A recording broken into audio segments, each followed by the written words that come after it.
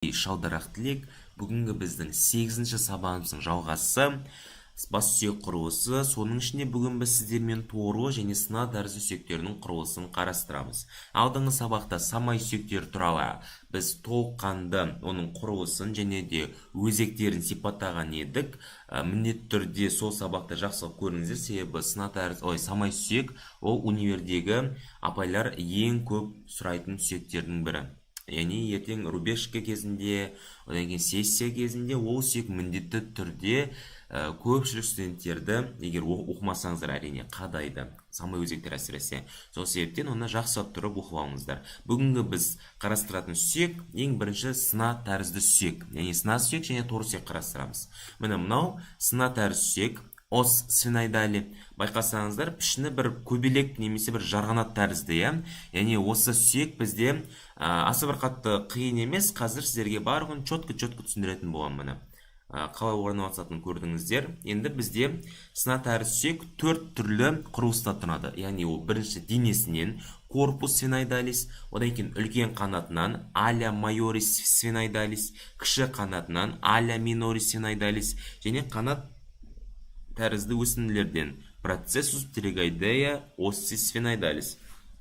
Енді біз бірінші денесін қарастырамыз. Денесі бізде бірнеше бетінен тұрады. Ең бірінші оның ми саутына қараған беті. Ми саутына қараған беті ең бірінші бізде түрік ертоқымнан тұрады. Села турцика. Келесі түрік ертоқымның төмпешігінен тұрады. Яғни ертоқымның алдында оның төмпешігі орналаса туберкулум села, ал ертоқымның артында түрік ертоқымның арқасы орналаса дорсум села.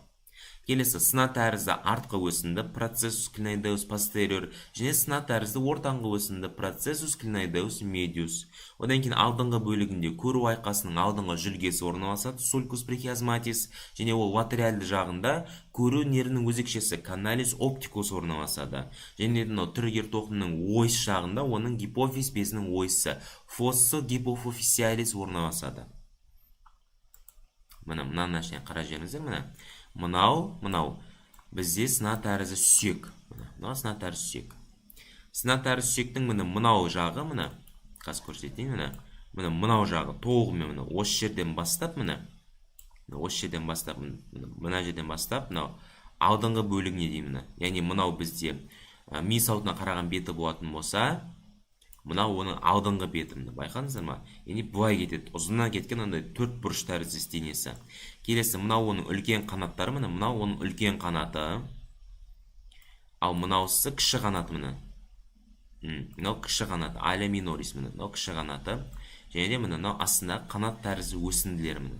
Сонда 4 бөліктен тұрады. Енді мынау бізде түрік, то есть мынау бізде денесі, соның ми саутына қараған беті бізде түрік ертоқымы, немесе түрік ершігі деп атайды. Села турцика. Ол қандай бөліктерден тұрады? Мынау бізде села турцика. Оның алдыңғы бөлігінде туберкулум села орналасады, оның төмпешігі, ал артқы бөлігінде мынау жері. Ол оның арқасы деп аталады. Дорсум села. Келесі оның ортаңғы бөлігінде гипофиз безінің ойысы фоссо гипофофизиалис орналасады. Яғни мына жерде гипофиз безі орналасады бүйтіп. Келесі оның бізде артқы және де ортаңғы бізде сына тәрізді өсінділер орналасады. Процессус клиноидеус постериор, процессус клиноидеус медиус. Алдыңғы өсінді қайда десеңіздер, ол мынау жақта. Бірақтан да процесс клиноидеус антериор уже бізде кіші қанатына жатады. Бұл денесіне емес бірақ. Денесіне дейтін болса, тек қана осы екі өсінді айтамыз.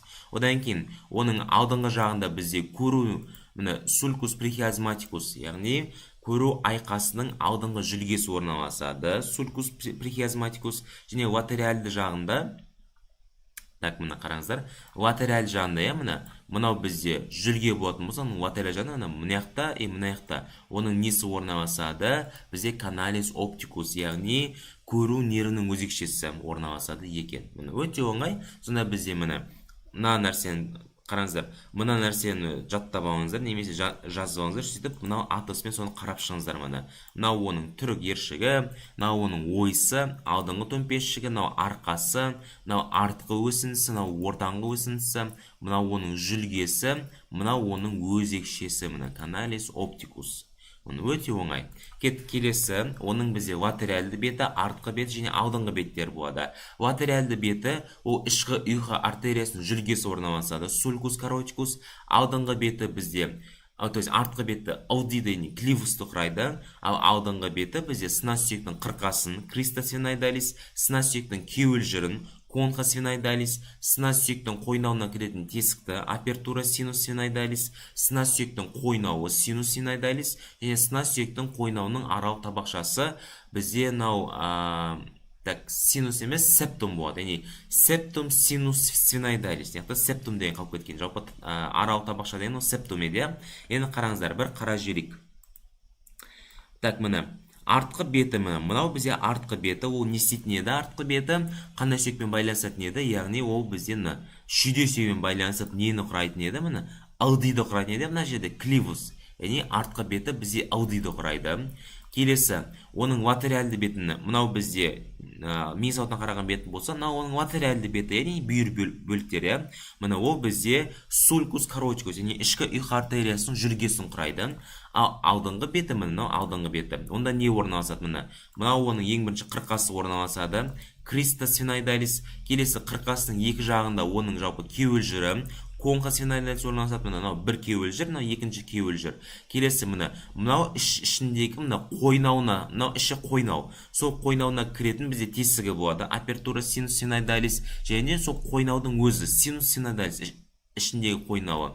Енді байқасаңыздар, оның арасында негізі арасында мынандай бір аралық табақша болады. Яғни мынау сыртында қырқау болатын болса, ішінде тура сонау екі қойнауды бөліп тұратын табақшасы болады. Яғни ол бізде жаңағыдай аралық табақша дейтін болса, септум синус сфеноидалис орналасады. Септум синус сфеноидалис. Вот мына. Сонда бізде осындай бөліктерден тұрады екен. Мына оның қырқасы, оның жалпы кеуілжірдері, немесе оны табақша деп те айтсақ болады, негізі конхосфеноидалис. Одан кейін тесігі, одан кейін қойнауының өзі, қойнауындағы бізде мына жерде көрініп тұр. Вот мынау көрініп тұр ма сіздерге? Мына. Вот. Яғни бөлініп тұрады. Мына жерде жазып тұр мына. Септум синус сфеноидалиум. Көрдіңіздер, перегородка. Яғни арасында бізде оның табақшасы болады. Енді келесі біздің айтатынымыз, ол енді біздің үлкен қанатымыз. Үлкен қанатының бізде қырлары болады. Яғни 4 қыры бар. Біріншісі маңдайлық қыры, марго фронталис. Ол бізде жоғары қыр болып саналады.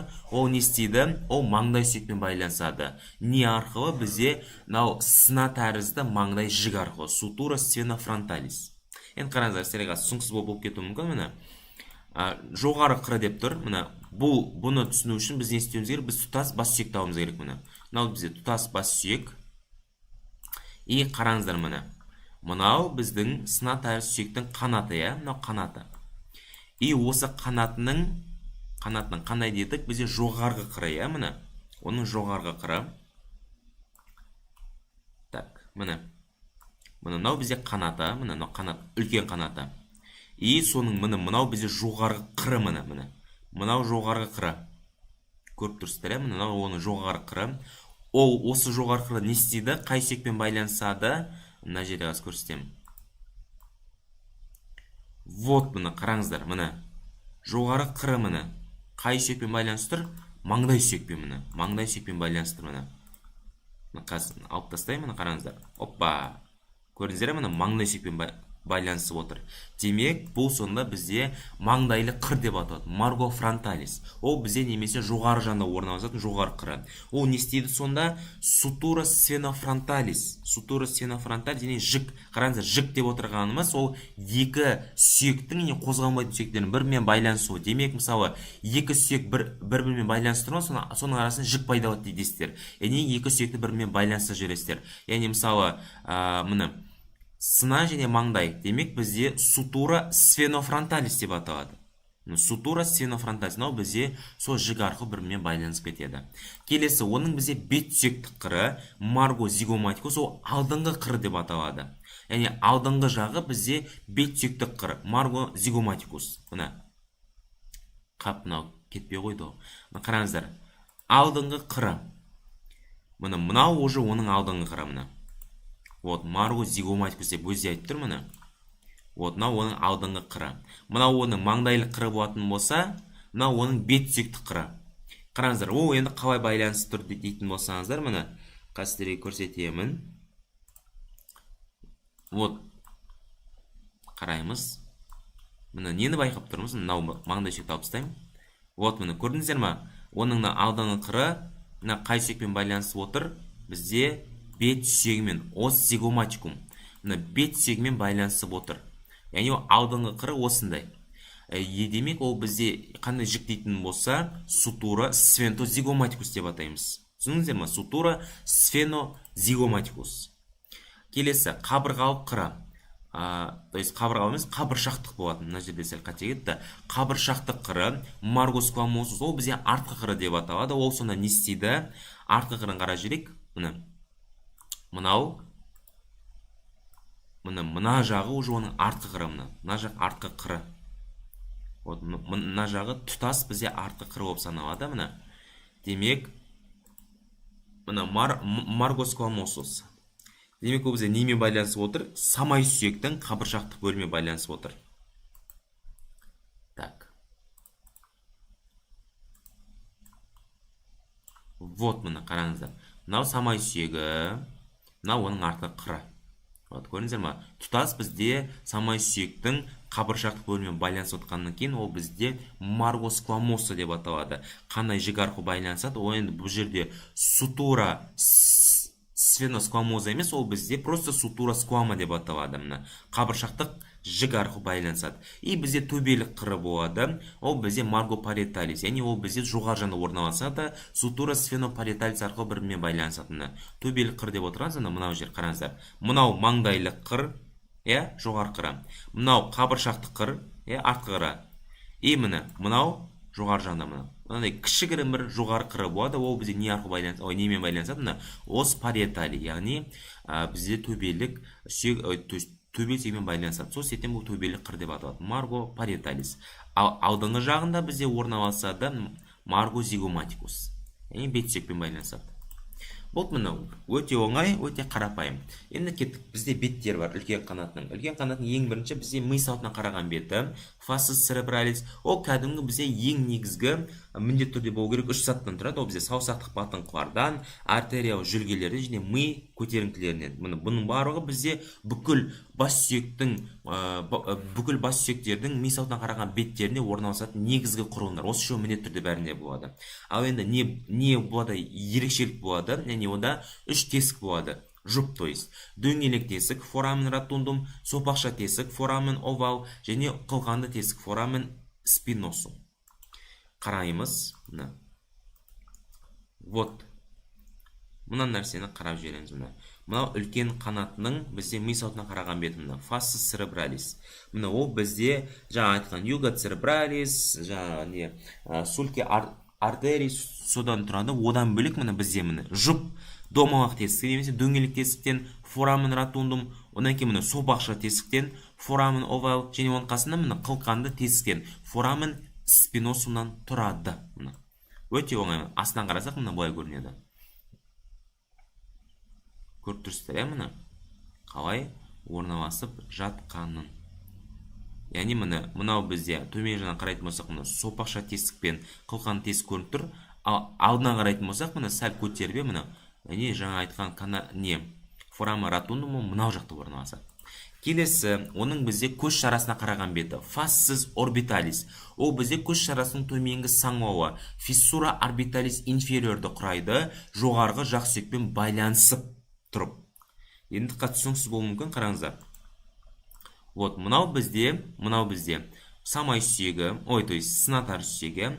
Сынатар сүйектің мынау жағы, мынау жағы бізде көз шарасына қараған беті, фасцис орбиталис. Не себепті?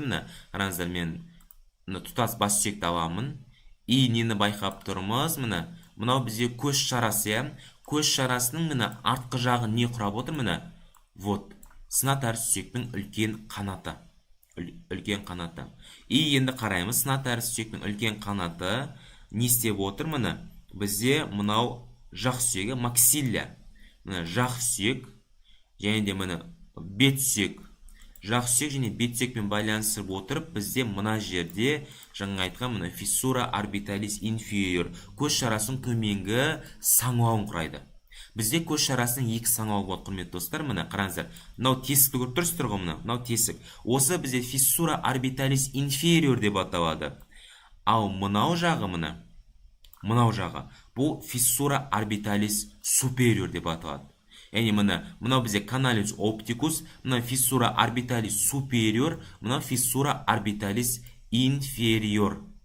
Бұл енді бізде төменгі жақ сүйекпен байланысып отырып, төменгі жақ сүйекпен байланысып отырып, сонымен қоса бет сүйекпен байланысып отырып, бізде осы төменгі саңылауды құрайды. Яғни оның көз шарасына қараған беті, көз шарасына қараған беті, мынау жер ғой, мынау жер примерно мына жер жаңа тесік еді, осы бізде жаңа жоғары жақ сүйекпен және бет сүйекпен байланысып отырып, бізде сол саңылауды құрайды. Ал мынаусы бізде мынаусы бұл бізде фиссура орбиталис супериор, ол бізде просто үлкен қанат мен кіші қанаты қосылып отырып, осы жерде бізде сондай жоғарғы саңылау құралады. Енді кеттік, бізде жоғарғы жақ сүйекке қараған беті фассис максиллярис, ол бізде қанат таңдай ойысын құрайды. Фосса птеригопалатина. Мынау бізде фассис максиллярис, және мынау бізде көз шарасына қараған беті болатын болса, мынау оның бізде жоғары жақ сүйекке қараған беті фассис максиллярис. Фассис максиллярис, алярис майорис, остис синатарис тоғ айтатын болса, яғни синатарис сүйектің үлкен қанатының бет сүйекке қараған, жоғары жақ сүйекке қараған беті. Ол не істейді? Қазір мен тұтас бас сүйекті алайын. Жоғары жақ сүйекті алып тастайын. Примерно мынау қараңыздар. Мынау жаңа айтқан оның фассис максиллярис. Мынау бізде максилияның өзі, жоғары жақ сүйек. Осы жерде қанат таңдай ойысы құралады. Фосса птеригопалатина. Қанат таңдай ойысы. Кеттік. Енді бізде келесі үлкен қанаттың бізде самай ойысына қараған беті және самай асты ойысына қараған беті. Сонда бізде общий қанша беті бар екен? Бізде 5 беті бар екен. Самай ойысына қараған беті фассис темпоралис, ол бізде самай шұңқырын құрайды. Фосса темпоралис және төменірек самай асты қырқа орналасады. Криста инфратемпоралис. Мынау бізде мынау оның үлкен қанатының мынау самай ойысына қараған беті. Байқап тұрсыздар, мынау бізде самай ойысы деп аталатын. Мынау самай ойысы. Яғни самайдың бізде бет сүйектік өсіндісі, одан кейін мынау бізде бет сүйек сүйектің өзі, және мынау синатарис сүйектің үлкен қанаты бізде бірігіп, бізде самай бетін құрайды. То есть самай ойысына қараған беті фассис темпоралис, ол бізде самай шұңқырын фосса темпоралисті құрайды, және сол самай шұңқыр жағында бізде не орналасады, және қырқа орналасады. Мына жерде бізде қырқа болады, құрметті достар. Примерно мына жерде шыңқы қырқа болады. Сол қырқа бізде осыны екі аймаққа бөліп жүреді. Самай ойысына қараған бетінде және самай асты ойысына қараған беті. Мынау жағы бізде, мынау жақ тұтас самай асты ойысына қараған беті. Енді самай асты ойысына қараған бетіне не орналасады? Сопақша тесік форамен овали және қылқанды тесік форамен спинозум. Одан кейін қылқанды тесіктің жанында бізде сына қылқаны спина сфеноидарис орналасады, және самайдың ұшымен қанат тәрізді өсінің артында жыртық тесік форамен лацерум орналасады. Кеттік. Самай асты ойысына қараған беті. Так, қараңыздар, мынау бізде самай ойысына қараған беті. Мынау енді тура мына жерде бізде не болады? Қырқа. Или мынау деймін. Астына түсіріп сапта. Мынау болу керек, мынау қырқа. Осы бізде екі аймаққа бөлінеді. Жоғарғы самай ойысына қараған беті және төменгі самай асты ойысына қараған беті. И енді мынаны астынан қараймыз,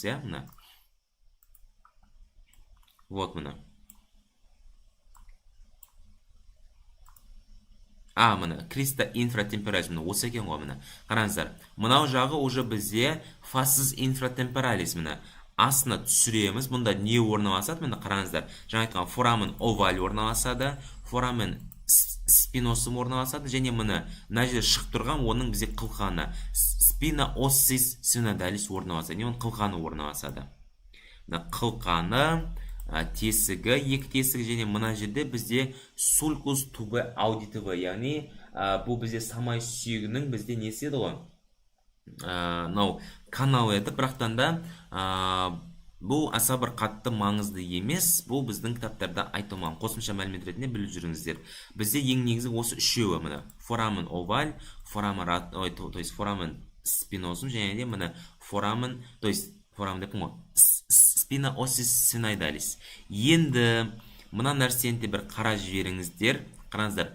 Жаңа айттым мен, самайдың ұшы және де мынау қанат тәрізді өсінің артқы жағына. Оны түсіну үшін міне біз тұтас бас сүйекті алуымыз керек. Так.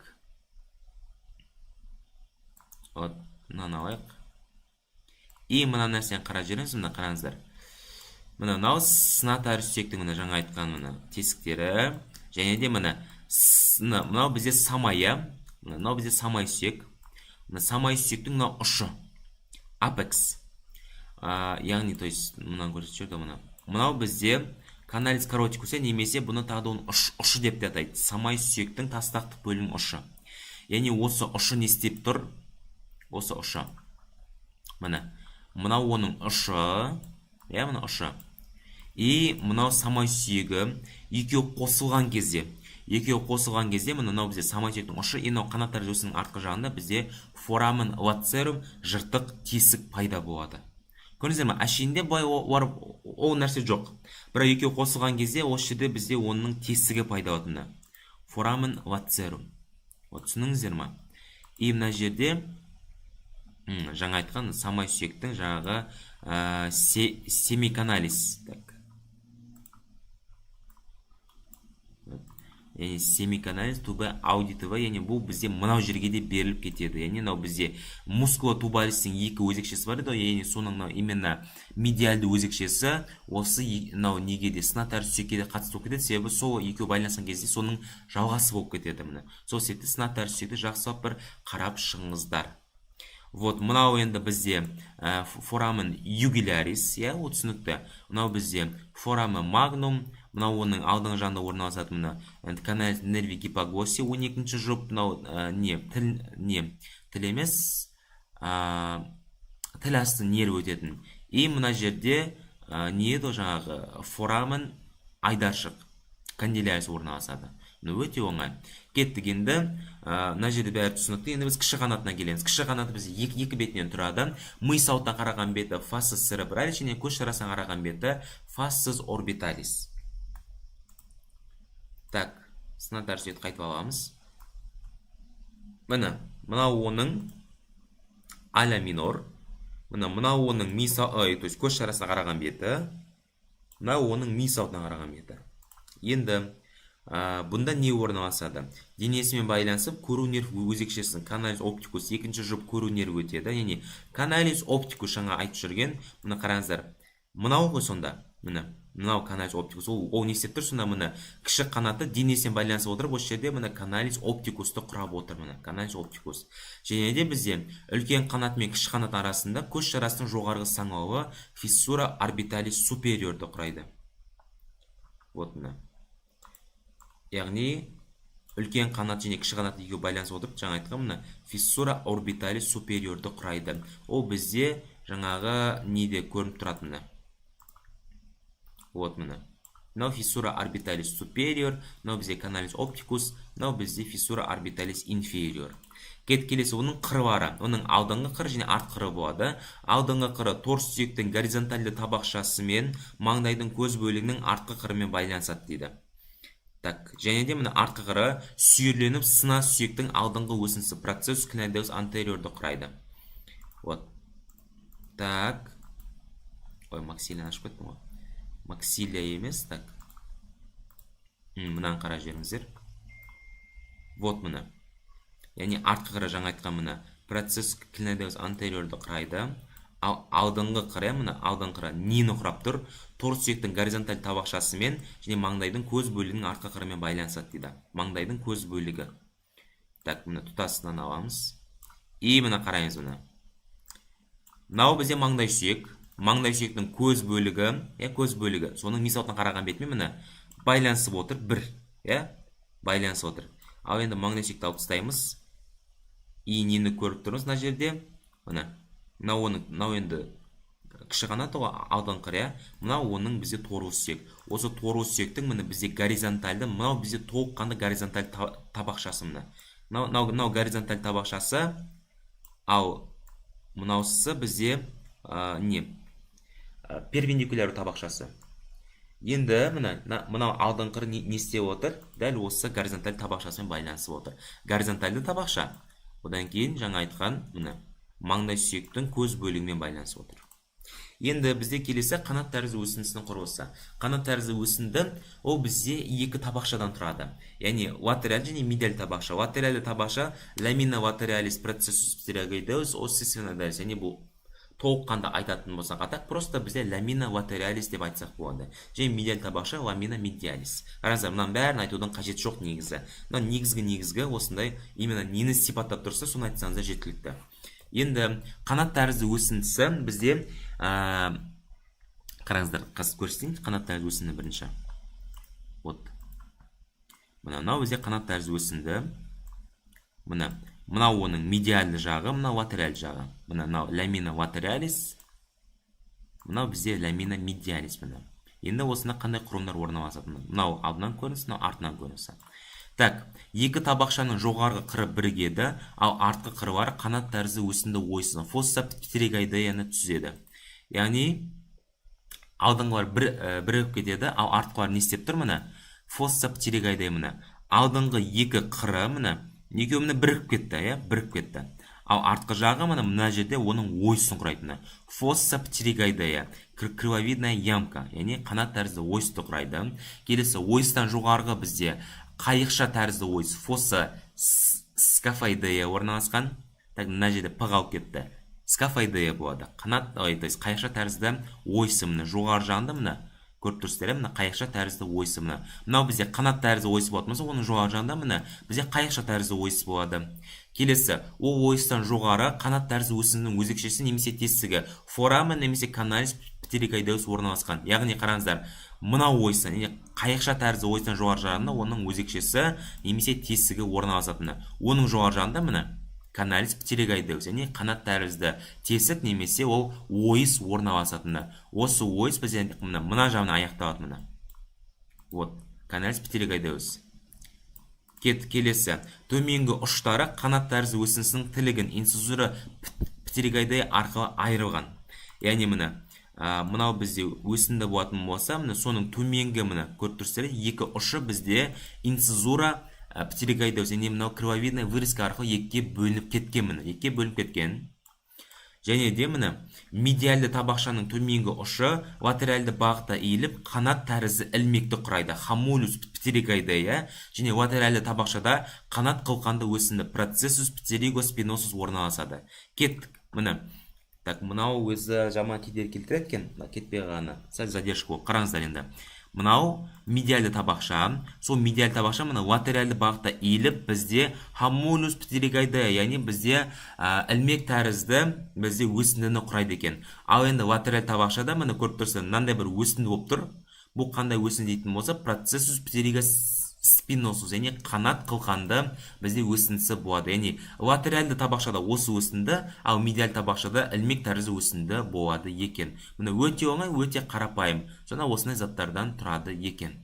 Ал енді мыналар маңызды емес, қараңыздар. Мынау sulcus vomero vaginalis, sulcus palato vaginalis, одан кейін мынау сарымен белгіленген процессус вагиналис, бұлар маңызды емес. Бұларды айтпай қойсаңыздар да болады. Бұл бір незначительный детальдар. Енді бұны зубрит етіп оқиын десеңіздер, оқысаңыздар болады, бірақтан да осы айтылған мәліметтердің өзі бұлай жетеді сіздерге. Осыны ертең апайларға айтып берсеңіздер, соның өзі сіздерді 90-95 балға итермелейді, смело түрде.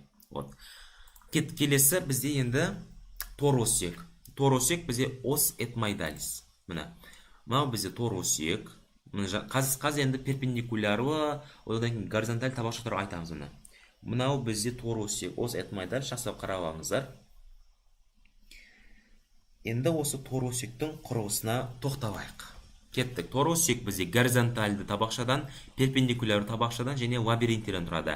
Горизонталь табақшаны басқаша біз тесіктелген табақша деп атаймыз, ол ламина криброз деп аталады. Перпендикуляр табақша ламина перпендикулярис және лабиринттер бізде лабиринтустан тұрады. Кеттік. Ең бірінші горизонтальды немесе тесіктелген табақша ламина криброза, ол маңдай сүйектің тор сүйектілігін жауып тұрады. Яғни, қараңыздар, бізде маңдай сүйекті біз алдын айтқан кезде біз не деп айтқан едік? Лобная кость. И мынау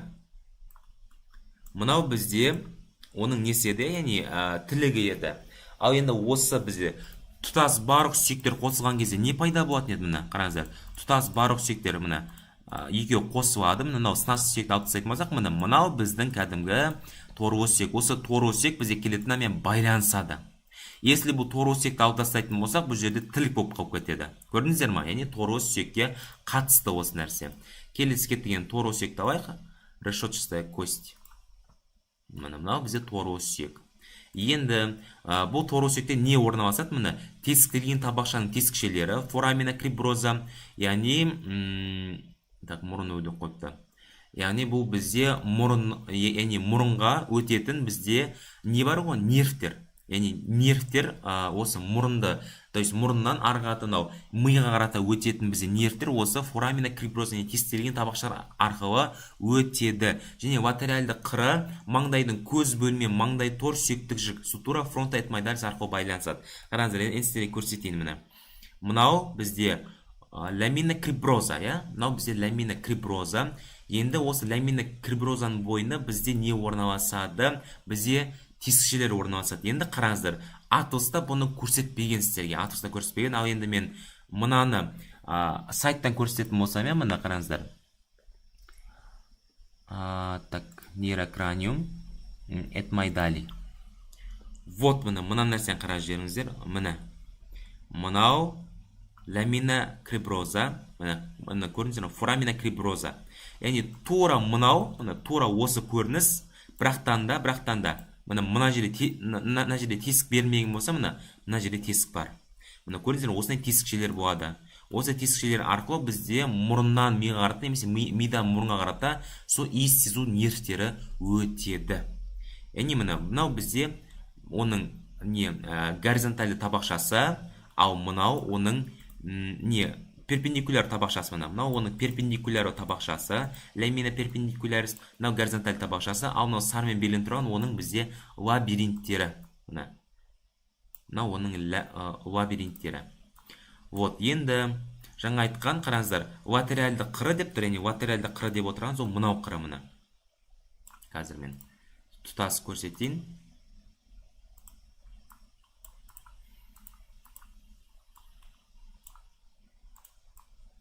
Мынау оның латеральды қыры. Осы латеральды қыры не істеп отыр? Маңдай сүйектің бізде көз бөлігімен маңдай тор сүйектік жік сутура фронта этмоидалис арқылы байланысып отыр. Мына жерде бізде жік пайда болады. Сутура фронта этмоидалис. Алып тастайтын болсақ, сонда мынау жермен байланысады. Мынау оның латеральды қыры. Ал мына жерде тесікшелер орналасады. Кеттік. Енді бізде перпендикуляр табақша, ламина перпендикулярис, оның бізде жоғары және төменгі бөліктері болады. Жоғарғы бөлігі, ол бізде әтештің айдаршығы, кристогали, одан кейін әтеш пен маңдай сүйек арасында соқыр тесік форамен чекум болады, және айдаршық қанаты аля кристогали. Қараңыздар. Енді сіздерде сұрақ болуы мүмкін. Мысалы, бізде горизонталь табақша, неге мынау бөлікті айтпадыңыз деп ше? Себебі бұл горизонталь табақша жатпайды, бұл бізде перпендикуляр табақша. Яғни мынау бізде перпендикуляр табақша болатын болса, мынау горизонталь табақшаға дейін төменгі бөлігі саналады, ал одан жоғарысы мынау бізде жоғарғы бөлігі. Яғни мынау бізде перпендикуляр табақша. Осы перпендикуляр табақшада бізде не орналасады? Ең бірінші кристогали. Яғни оның әтеш тәрізді оның айдаршығы орналасады. Кристогали, енді бұл жерде айдаршық деп атайды, негізі әтештің қырқасы болу керек, бірақ кітаптарда айдаршық деп беріп қойған. Сол себептен солай жаттай береміз. Келесі әтешпен, яғни осы әтеш айдаршығымен маңдай сүйек арасында соқыр тесік форамен чекум пайда болады. Бұны алдымен сіздерге айтқан болатынмын. Міне. Вот. Әтештің айдаршығы и мынау бізде маңдай сүйек. И примерно мына жерде бір тесік пайда болу керек, бірақ бұл тесікті көрсетпеген. Осы жер бізде соқыр тесік деп аталады. Форамен чекум. Түсіндіңіздер ме? И бізде айдаршық қанаты аля кристогали. О, мынау жер. Мынау кристогали болатын болса, оның қанаттары аля кристогали. Қазір көрсетейін. Міне. Яғни мына жеріңізде көріне ме, көрмей ме? Міне. Кішігірі міне. Мынау бір қанаты, мына екінші қанаты міне. Аля кристогали. Яғни әтеш айдаршының екі қанаты болады. Одан кейін оның жалпы әтештік айдаршының өзі болады. Вот көрдіңіздер ме, осындай бөліктерден тұрады екен. Енді төменгі бөлігі ол жоғарғы қыры мұрын сүйегімен және маңдай қылқанмен байланысады, ал төменгі қыры кеңсірікпен вомермен шектеседі. Кеңсірік немесе желбезекпен шектеседі. Қайтадан тұтас бас сүйекті қарастырайық. Міне, мынау біздің тұтас бас сүйегіміз. Енді қараймыз. Қайтадан міне. Мынаны алып тастаймыз. Мынаны алып тастаймыз. И нені байқап тұрмыз, міне, қараңыздар. Хоп. Вот, міне. Апа, қараңыздар. Мынау бізде торы сүйек. Осы торы сүйектің міне. Мынау, мынау бізде жоғарғы бөлігі. Осы жоғарғы бөлік қандай сүйектермен байланысады деп тұр. Мынау бөлігі. Енді қараймыз. Мұрын сүйегімен және маңдай қылқанымен. Мұрын сүйек қан міне. Так. Мына мұрын сүйегі. Вот, осы мұрын сүйегі, мынау бізде мұрын сүйегі. Осы мұрын сүйегі жаңағы бізде торы сүйектің. Так. Вот мына. Көріп тұрсыздар? Мынау бізде торы сүйек, мынау мұрын сүйек. Негізі мына екі бітісіп кетеді, қараңыздар, бітісіп кетеді. И осы жерде міне осы мұрын сүйегімен байланысады. Және де мұрын сүйегін алып тастайтын болсақ, тағы немен байланысып отыр бұл? Жоғарғы қыры мұрынның, маңдай сүйектің мұрындық қылқанымен.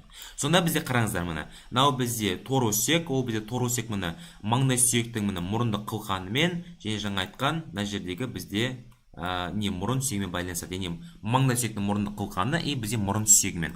Ал енді төменгі бөлігі, төменгі қыры, ол бізде немен байланысып отыр? Мынау бізде вомер, желбезекпен байланысып отыр міне.